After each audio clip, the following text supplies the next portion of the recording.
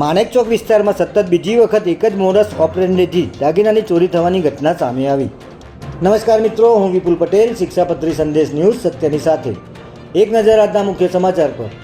અમદાવાદના સૌથી વ્યસ્ત ગણાતા પૂર્વ વિસ્તારના બજારોમાં ધોળા દિવસે ચોરી કરતી ગેંગે આતંક મચાવી રહી છે, ત્યારે માણેકચોક વિસ્તારમાં સતત બીજી વખત એક જ મોડસ ઓપરેન્ડીથી દાગીનાની ચોરી થવાની ઘટના સામે આવી છે.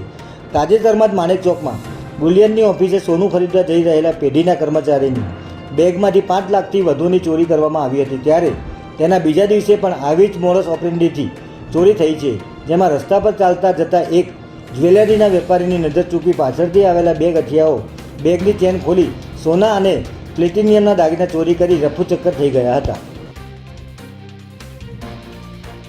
મળતી માહિતી અનુસાર નિકોલ વિસ્તારમાં રહેતા અને જ્વેલર્સનો વ્યવસાય કરતા 43 વર્ષીય ભાવેશ પટેલ સાથે આ ઘટના બની છે. તેઓ પરિવારના તેમજ જ્વેલર્સની પેઢીના દાગીના રિપેરિંગ કામ અર્થે આપવા માટે માણેકચોક જવા નીકળ્યા હતા અને રતનપોર ચાલતા ચાલતા માણેકચોક જવા રવાના થયા હતા, ત્યારે પાછળથી આવેલા બે ગઠિયાઓ તેમની બેગની ચેન ખોલી બેગમાં બોક્સમાં રાખેલા પરિવારના અને પેઢીના અંદાજે 9,61,000 રૂપિયાના દાગીના ચોરી કરી ફરાર થઈ ગયા હતા.